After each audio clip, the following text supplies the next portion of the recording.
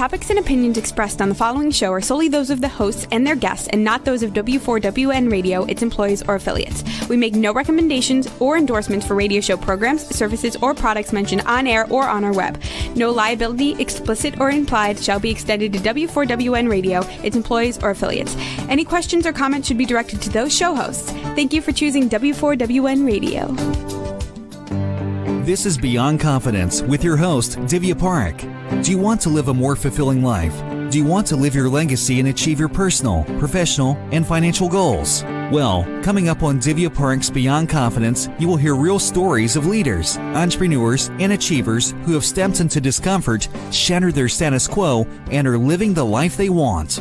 You will learn how relationships are the key to achieving your aspirations and financial goals. Moving your career or business forward does not have to happen at the expense of your personal or family life, or vice versa. Learn more at www.divyaparekh.com, and you can connect with Divya at contact@divyaparekh.com. This is Beyond Confidence, and now here's your host, Divya Parekh. Good morning, listeners. So how is that New Year's resolution coming along? Whether it is one or whether there are many. So usually there's this buzz going around on social media, and it has been going around for multiple years. Actually, I've been doing it for, I would say, at least a couple of decades. So, excuse me. The key to know is that you can have more than one word, because what happens is sometimes if you're just so focused on one word, it's hard to stay committed to it. So for this year, out of my top 3 words, one word is consistency. And of course, as y'all know, consistency is, we are meeting you every week. So what I want to talk about is a few of my clients have already fallen off the wagon and they've lost that mojo for the New Year's resolution. So it's super important that you remain focused on tiny little steps that bring you to realizing and converting from your goals into reality. And for that reason, we are giving you a gift of Atomic Habit summary. Like, you don't have to read the whole book. No. You just we are giving you the distillation, no more than 12 minutes. So check out the link and be sure to download the free gift. So now let's move on and bring in on our guest. Welcome, Lisa. Hi, how are you? Good morning. Good morning. So tell us if you recall a moment or a person from your childhood that still stands out for you even today. For me, person from my childhood. First person that comes to mind is my social studies teacher in, I guess it was freshman year in high school. I don't know why he came to mind. He was, I have ADD, and I didn't know that when I was in high school. And the way he taught, I guess I wasn't a very bright, quick learner, because it takes me a long time to understand things because of my ADD, I believe. And I can't even put it into words. He demonstrated, I'm a visual learner. So I think he demonstrated and he acted things out, and I was able to learn a lot better. And I remember years later, I actually transferred high schools. I was a performer. I was a dancer my first career. And I transferred, and I remember writing him a note my freshman year and saying, thank you so much for teaching me, because you were one of my favorite teachers. And then years later, I was dancing in the Magic Flute in the Chicago Opera House, the Opera House in Chicago. And he was one of the singers. And it was crazy. And I haven't had that. Thank you so much for that thought, for that memory. I hadn't thought about that in years. And I said, are you? And he, yeah. I mean, we didn't look very different. It was probably 5-6 years later. But Yeah. Yeah. That's the first person that came to mind. I haven't thought of him in, oh my gosh, a long time. Wow. And Thank you for that. yeah, no, thank you for sharing. This brings us to a circle of kindness that you don't know. A little thing you may do for someone can change Mm. somebody's life or leave that impact. So many times, a lot of people, as they're reading my book, Expert to Influencer, they'll be asking me, "Oh, Divya, you need to have, so many followers and all that." No, no, no, no, no. It's about bringing that kindness into your life, into every interaction, or at least as much as you can. Mm-hmm. So you mentioned that you had interest in dancing and sounds like you did some performances. So tell us about that I part of your life, did. what got you Oh. interested in dancing? So I have three brothers, and my oldest brother, both of my oldest brothers were dancers on Broadway, and Oh, how performed cool. all around the world. And I did a little bit. I did the country, and the story goes, my oldest brother, they were in Chicago, my mom, my dad, and my oldest brother, and there were no kids in their neighborhood. And so my mom saw a dance studio and threw my brother into dance just so he would have, when he was like 4 or 5 years old, before kindergarten, I guess, and loved it. And so my next brother came along and she threw him in class. And so she got a little time, to Right. herself, meeting other moms. And then we moved out to the suburbs. I came along. She immediately found a dance studio because my oldest brother, Drew, and Paul wanted to dance. So then I got into dance, and then my youngest brother came along, and we got in, and we were all dancers. We used to do a little family act when we were young. We'd perform at senior communities and little luncheons and things like that. And my oldest brother went to school at Indiana, and then he auditioned for a chorus line when he was, I think, a freshman in college, and got it and never looked back. And he toured the world, and went on to Broadway, and so did my older brother. I went to the performing arts high school that my oldest brother paid for me because my family couldn't afford it. And I danced, and I was the Count in Sesame Street. That's my big claim to fame, on a tour.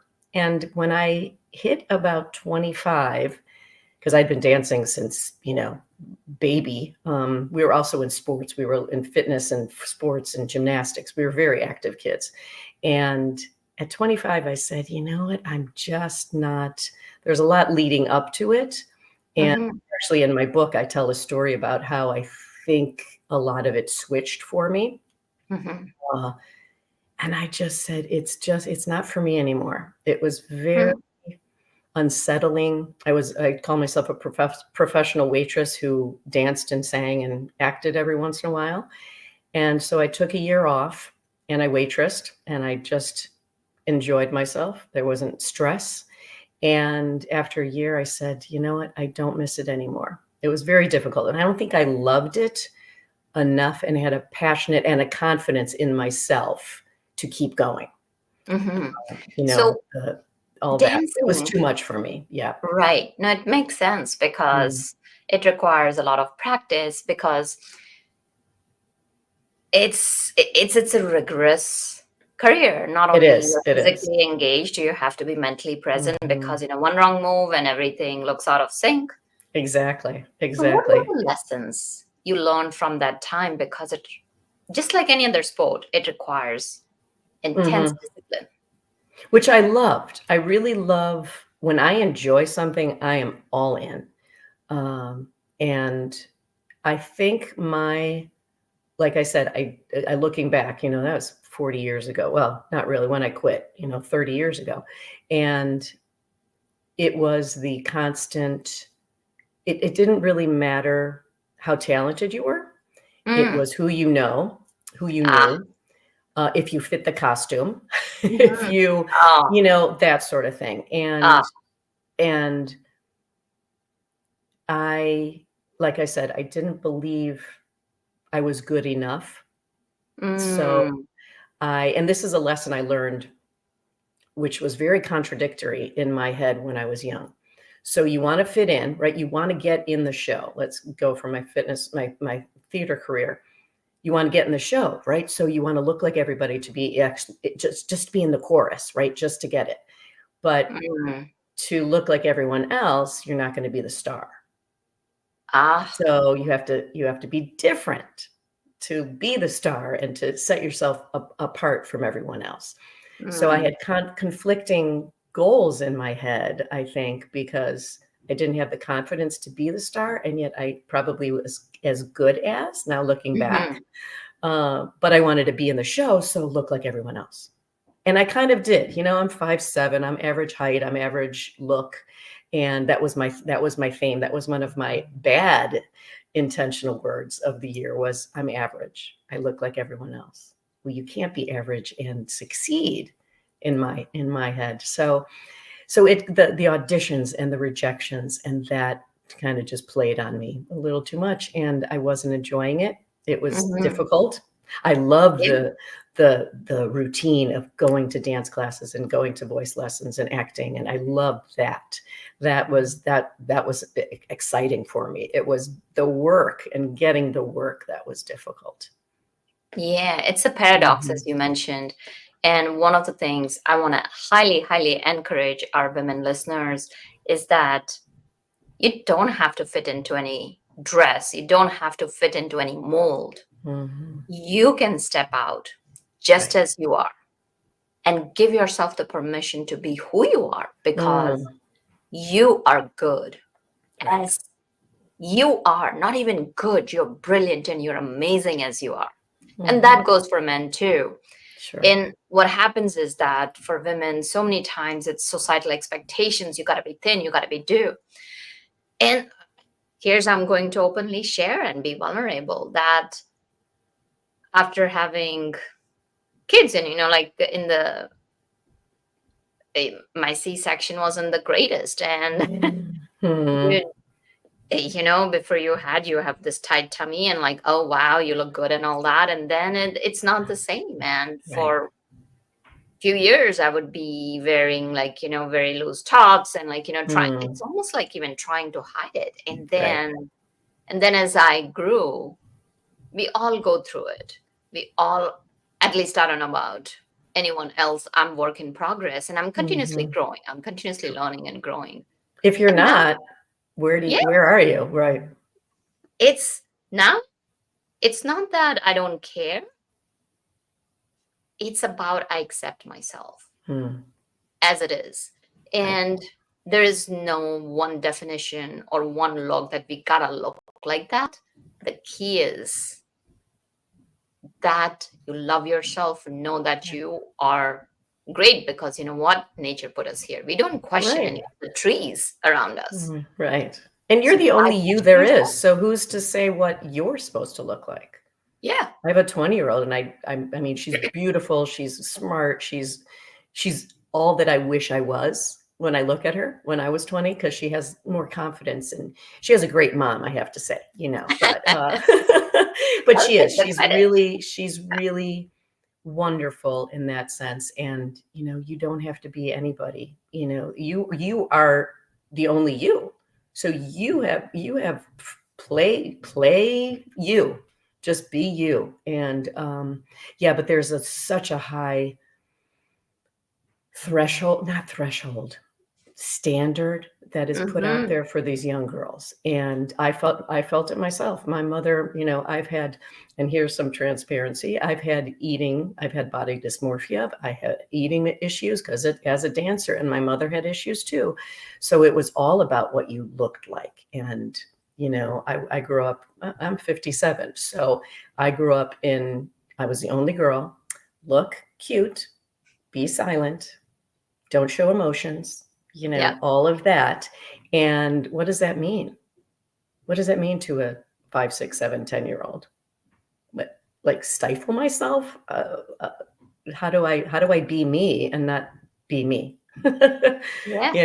So it's a different model. And I think I've learned, like you, I look in the mirror sometimes and I'm like, oh, but I'm not posing for any, GQ or Playboy or anything coming up. So I think I look okay. I'm healthy. I can move. I can work out. I can talk to you, I can do interviews, I can help my clients, I can help people. And that's what it comes down to, is that's what's important for me. Like you said, what's your New Absolutely. Year's resolution? Mine's an intention. Mine's to be peaceful. Just be peaceful with and happy and just peaceful, Yeah, I get it. Like, there are days, and I always call myself, I don't know if anybody has seen Jerry Seinfeld, like, Kramer, my hair kind of goes like that on a humid day. And I'm like, cool, I can relate to Kramer. So there are days when you feel that way, and then it's about reminding yourself. It's knowing that we all are perfectly imperfect, and it's okay that some days you may have those doubts. It's just a matter of reminding yourself and giving yourself that permission. Yeah. So once you finished your dancing career, and as you said that you came to terms, which was hard to let go of it, Yeah. what was the next phase in your life? Well, I went back to fitness, believe it or not. So I was a gymnast. I was a track. I was really quick. I was a really fast runner. And probably because I had strong muscles from dance, but we were also into, like I said, into fitness and sports. And so after a year, I'd always been working out, but I joined a gym and I, started taking class, and I'm like, this will be fun. And my girlfriend had started working out and fitness and a fitness company. And she's like, Lisa, come and join my water aerobic class. And I said, okay, yeah, I love water, okay. And then she's like, you should teach class. And I said, okay, because I wasn't doing anything else. So I got my certification, started teaching. Then I started teaching like step classes and aerobic classes because I was a dancer. So I knew rhythm and I knew choreography. It was easy for me to put together a routine. Then some of the people in the class said, I would love for you to train me. I was like, well, I'm not a personal trainer.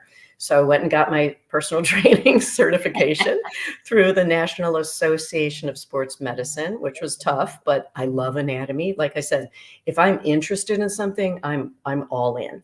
And I was actually dating a medical student at the time, and he took me in the cadaver lab. And so it was, freaky at the beginning, but I said thank you to the bodies that we were working on, and then it was amazing just to see muscles and stuff. And so I started my fitness company, which was Evermore Fit, and we lived in Chicago, and I grew that pretty quickly, had some people working for me, worked a lot with seniors, and I love working with seniors. And actually in my business now, work a lot with seniors and older people, which actually 20 years ago are people my age now. So I'm working with who I was working with then, and loved it. And I loved fitness. I loved helping people, starting with what they didn't know and teaching them and having them find things about their bodies and do things and either lose weight or get stronger so they can lift their grandkids up, and and just the growth people were making, literally and figuratively, and committing to something that they didn't think they would do. I started saying to my clients when I would teach classes is impress yourself. Do something a little bit more than you thought you could do, like you didn't think you could do it. Impress yourself. This is not to compete with anyone else in the class or the weights or how many reps. Just impress yourself. Do something more. So that career, my second career, lasted about 20 years again, well, 15 years or so. And then I got married, had my daughter, and she was 6 months old, and my husband got a job at AOL. So we transferred to Virginia. So I'm in Virginia, Northern Virginia now, just out of DC for the last 20 years. And then I started teaching some classes here, but it wasn't the same. I didn't know anyone, and the fitness didn't work for me. I took classes and taught a couple classes at the YMCA and a couple clubs, but I wanted to be a mom, and luckily I was able to, stay at home with my daughter and teach when she was in school. And but that was fantastic. I loved doing that. I loved teaching.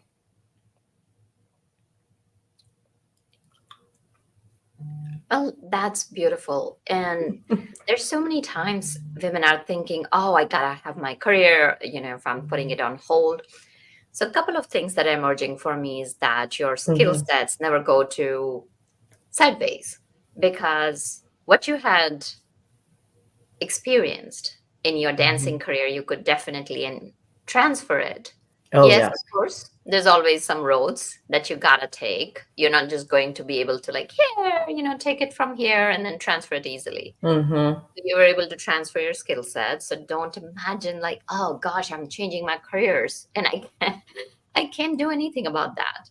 You Mm-mm. learn your skill sets, and then it's okay to be a mom, because here's what I can share, that being a mom is the best job on the face of the earth. And I can say I that think it's from my pretty personal cool. experience.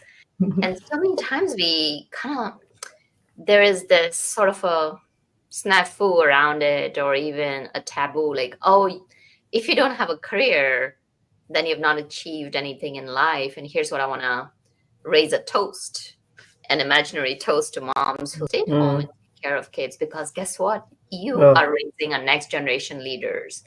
So Mhm. do not ever underestimate yourself. No, it is tough. Kudos It's a to you. tough job. It is a tough job. So kudos Mhm. to you for doing that. And as you said, that your daughter is now a confident young lady. Yeah, she's So a great kid. Mhm. yes, it goes to show. So then you mentioned that it was not the same in Virginia. Then what happened?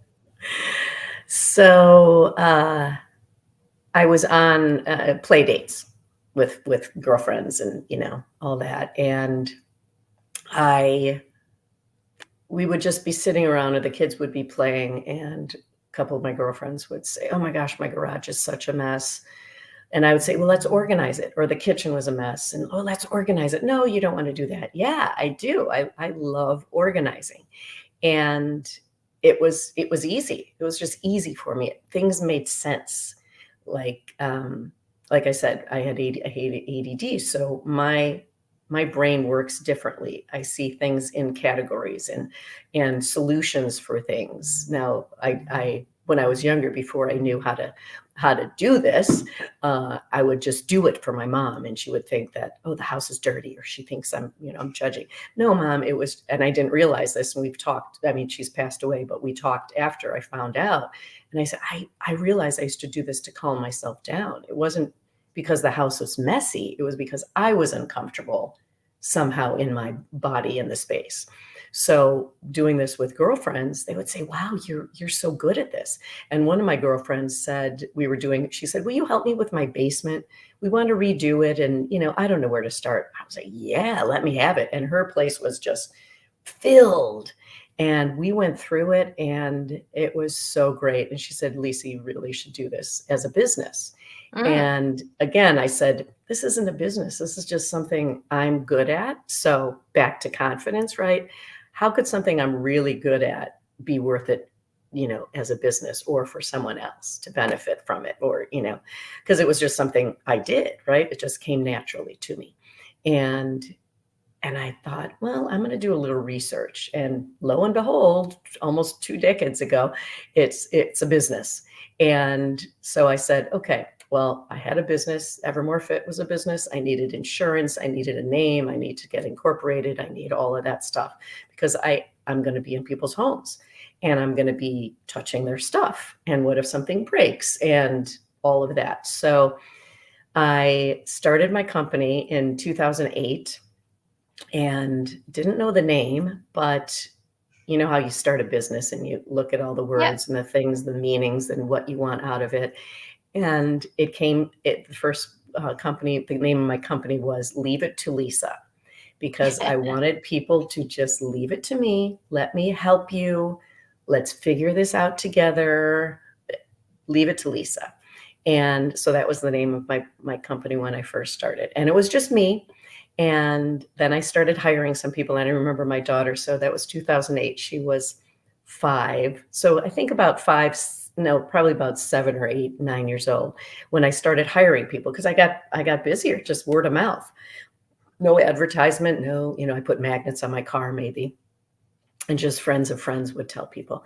And she's like, Mommy, you're going to have to hire all Lisas if you, continue hiring people. And I said, what do you mean? Well, leave it to Lisa. And it's funny because people used to say, and I'd say, well, one of my organizers will come and help you. Oh, Lisa's not coming?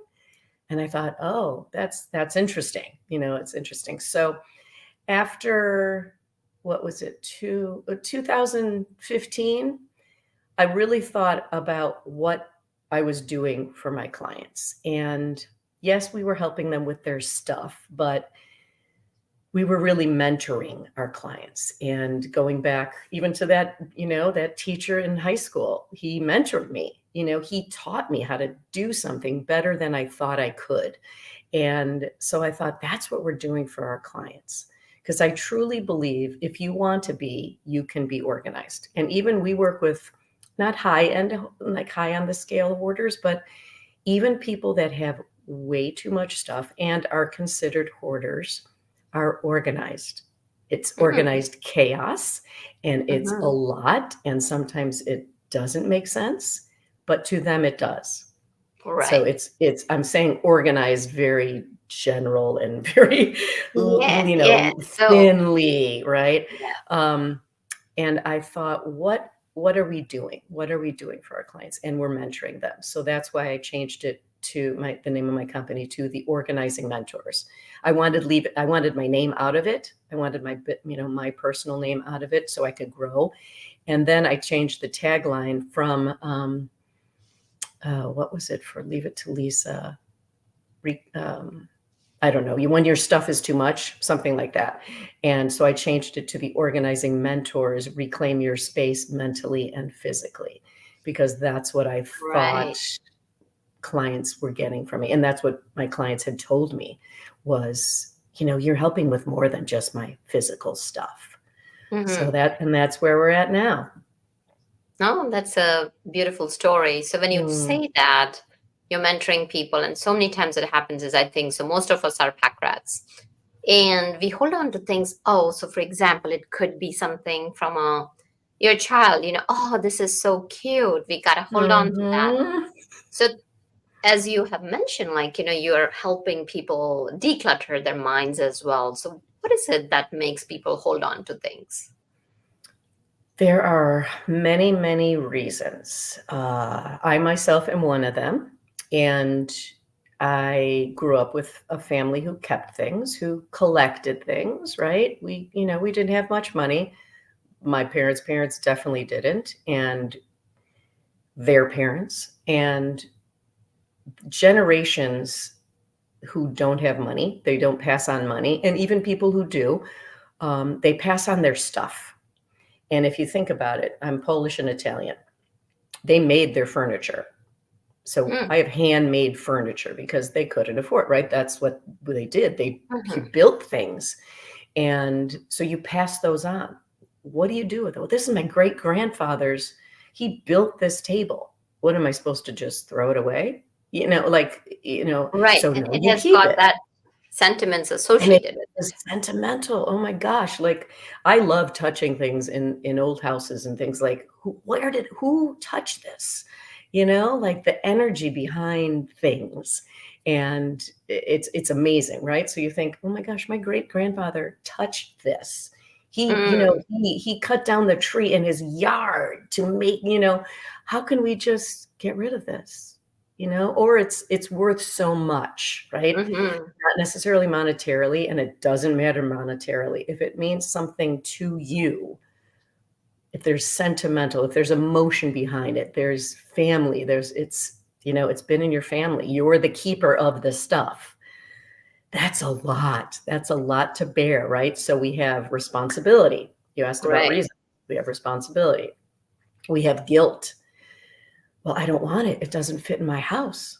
Like my daughter, she's an only child. I don't want her to feel responsible for any of our stuff. If she wants it, you take it, right? If you don't, we will get rid of it. No stress.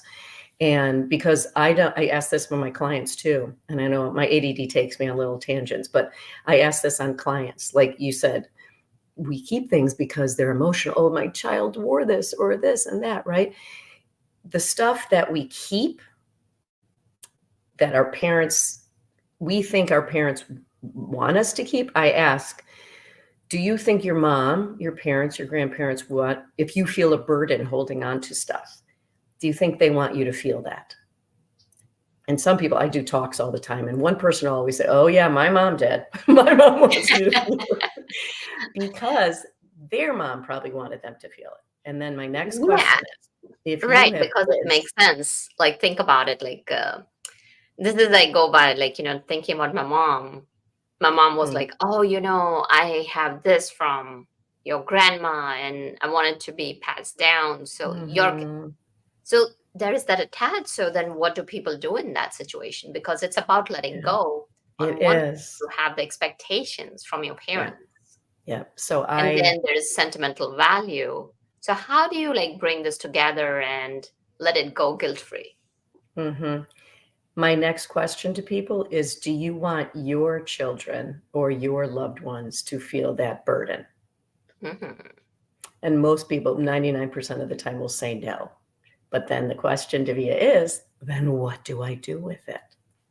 Right? My Right. my line that I ask people, and I love this, and it just came to me during like a meditation once years ago, was the stuff about your stuff is not about your stuff. Right? So the stuff Hmm. we make up about our stuff, like you just said, mom wants me, mom, that's a story we tell ourselves because we've heard that story, right? It's not about the stuff itself, it's about the stuff. It's about what we tell ourselves. Right. I'm not saying that's easy. That's just another tool to use. So you ask the what people need to ask, and this is what I talk about in my book, and my clients and my friends and talks and all this is, if it's important to you, you'll keep it. If you can keep it, you'll keep it. The question is, what does it even mean? A lot of people don't even know why they're holding on to something. I have bins, Divya, and right behind this wall is our storage space. My husband and I are thinking about moving. I keep stuff, right? I'm very sentimental. We have to go through it because I've just put things in bins for, oh, someday I'll go through it. Well, Yeah. guess what? Someday's coming up because we want to move. I Hmm. always say someday is not a day of the week. So when is it? So the questions you have to ask yourself are, do I want to hold on? Why am I holding on to this? And sometimes, like I said, we don't even know why. And those questions are hard and difficult to ask and difficult to answer because you really have to be honest with yourself. And that's where I love working with my clients and people is, let's find out the reasons why. Why are you holding on to this? What is the Hmm. reason? So let's say our listeners are listening right now. So what would be a simple process for them that they could go and do it for themselves, because Mhm. it's New Year's and this is the time if we are talking about achieving Yes. our goals. So one of the habits to do is like, creating that clutter in your mind. So tell us two things. One, how can they create the clutter in their mind, and how can they transfer that to things outside? Create the clutter in their mind or No, no, relieve the clutter in decluttering the their mind. mind? Yeah, decluttering the mind. Well, I wish I had a magic wand and a magic, bullet for all of these answers, but it's very individual. It's just like a fitness program, right? It's Hmm. it's like everything. So Leave It to Lisa is there's an acronym. And as a person with ADD, I love acronyms because I remember Hmm. things that way. So Leave It to Lisa is LITL. And I created the little system, LITL. And it is 4 steps. It's actually 2 steps to make any decision in your life. So I'll teach your viewers right now really, really quickly, but they have to do the work, right? Of course. The first L is let it go. Aha. So what are the things, like if you're looking at a bookshelf, right? What are the books you don't want? Instantly, Mhm. I don't want this one, I don't want this one. It's the stuff you don't want instantly, right? Yeah. You look at a closet. I'm going to go in those bins, right? I'm going to open one bin. Okay, this doesn't have Marina. My daughter's name is Marina. It doesn't have the year she painted this. It doesn't have her signature. I can get rid of that. It's the stuff you know you don't want. So if their goal, if your viewer's goal is to declutter, first of all, how do you eat an elephant? One bite at a time, right? They're looking at their Yeah. whole house, right? You're looking at a whole project, one bite at a time. It takes a long time. It's like they used to say, when you're pregnant, it takes you 9 months to gain that weight. Give yourself time, right? You've been Yeah. in your house 50 years. You're not going to get it done over the weekend. And that's stressful, right? So one bite at a time. So let it go. Go through each area in your house, because that's the easy step. That gives you confidence. That helps you declutter the cluttered brain, right? Declutter your brain and that mental, I can't do it. I can't do it. I can't do it. It gives you confidence. Oh, I can do this. Wow. I'll let people I want everything in my kitchen. And I end up with, a minivan full of stuff they don't want from their kitchen, because you don't know until you start asking the questions. Okay. So the LITL is intentional. What are the things you know you don't want? Let it go. And then there's stuff, oh gosh, this is grandma's. This is what my mom wanted me to keep. What am I going to do? And that's when you sit and you ask the questions and you get honest with yourself. This is also, oh, that dress. Oh my gosh, I really want to fit back into that dress. We all have those. Or I spent so much money on that outfit and I never wore it. I had to do this with my closet just this weekend. I said, I haven't worn these sweaters. I'm not going to wear them. I spent a lot of, just get rid of them. They're just taking up mental clutter, right? So those two steps, simple, not easy, but those are the steps you take to make any decision in your life. And we work with a lot of therapists. They refer us a lot. I say this all the time. You make those steps. You take those steps to make any decision in your life. We were at a restaurant the other day. My daughter's going to Milan for going to study abroad next week. She's leaving. Well, I'm going to have a lot of pasta. I don't want pasta for dinner. I just got back from Texas, had a lot of seafood. So I think I'm going to have steak. So she used the little system to make even a decision on her menu. She started with what she knew she didn't want. The T is transform. So LITL. So you've transformed your space. You've transformed your confidence. Oh, I can do this. Wow, I've made a little change. And then the last L is love it and live it. So those Love are it and live it. oh, like So that. you're loving the space you're in. Yeah. You're living in a clearer space. And they can go to my website and download the little system for free. So they can print it and put it on their, on their refrigerator or something. It's just a reminder, to take those steps. So I hope that helps. So thank you for sharing that. And listeners, this is for you if you want to get immediately started. But let's say, there are people who want to do a deep dive. How can they go about that? I know you've mentioned that you have a book. Where can they find the details and if they want to work with you? Sure. Yeah, we do virtual. We are in Northern Virginia, but we do virtual. Sometimes it's difficult, but we do FaceTime. Like over COVID, we realized, we can actually work with people virtually, right? Just like this, you get on a Zoom call or you get on FaceTime, and you can do it if the person's physically able to do the work and be moving things. That's the problem. If not, I have an association. I'm a certified senior and specialty move manager through NASM, and I can hook them up with someone in their area. So I love that. I love having that, that almost like matchmaking service. Oh, that's wonderful. Yeah. And my book is called 17 Spatulas and the Man Who Fried an Egg. And it is, it's a compilation of 20 years of working with people and the stories they've told me about why we hold on to stuff physically and mentally. And it's not a how-to book, even though the little system is described in it, but it is how to ask the questions why, which is kind of our theme today, is how do you start asking those questions to move through that clutter. And if that's my goal this year, to get through it, give yourself a year. If you're not planning on moving, go through each room in your house a month and go through it slowly. Make those decisions, because sometimes, like you said, they're very emotional and they're difficult. So if it's difficult, put it on the side. Sometimes I say, get your drink of choice, glass of wine, a cup of tea, and put the TV on and go through that box of pictures or those papers from, a friend that passed away or whatever it is, because those are difficult. Those are difficult. And it's good. A lot of people have a lot of fear going through old memories. They believe that they're going to feel the same thing. They're going to feel that hurt, even a divorce or a death of a family member or a child or friend. And it's proven, through therapists, you're going to be emotional. You're going to feel those feelings. And it's good to do it because it's very cathartic, but you're a different person than you were when they passed away or when the divorce happened. And there's a lot of grief another reason, grief.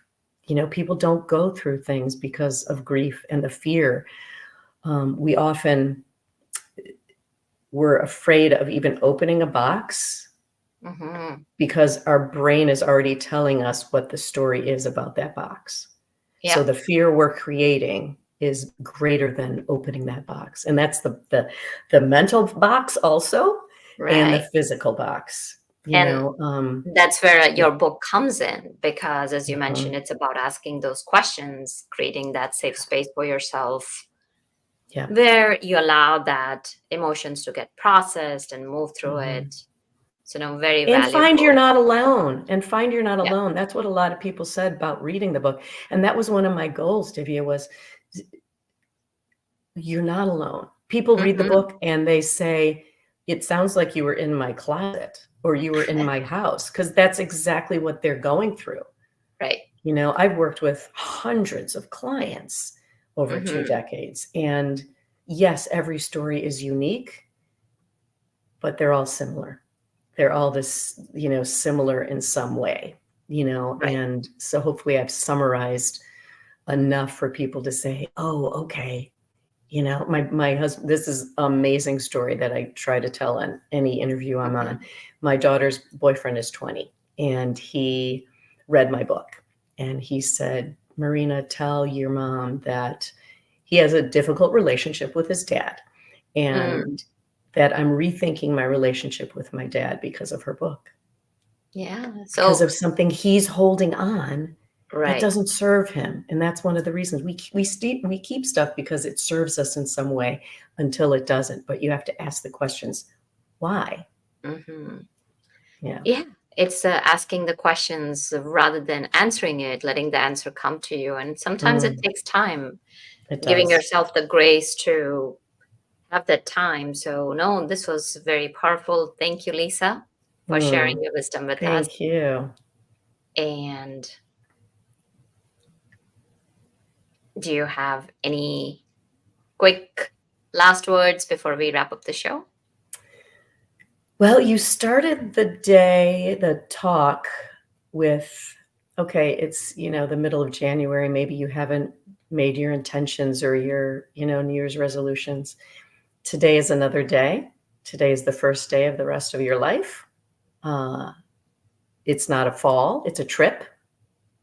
So just get back up, because you're the only one that can do it for yourself when it comes down to it. I can tell my daughter, people can tell me, I can have mentors. It comes down to me wanting to change. And it's hard. Change is hard. You know that. But if you really want it, you have to do it. I said that to myself this morning. I said, Lisa, you can't have bread at every meal. Because I went to bed with a stomach ache. I love bread, but I can't, if I really want to get healthier, okay. So I had it yesterday. I didn't do it yesterday. Whatever it is, do it today. Absolutely. And remember, everything is hard before it becomes easy. So listeners, thank you so much for joining us. And you are amazing, because you are the life and soul of our show. Reach out to us. Let us know, how can we be of support to you? How can we serve you to live the life you deserve and you want? So thank you, Juan, for making the show technically possible. Be well and take care until next time. Thank you for being part of Beyond Confidence with your host, Divya Parekh. We hope you have learned more about how to start living the life you want.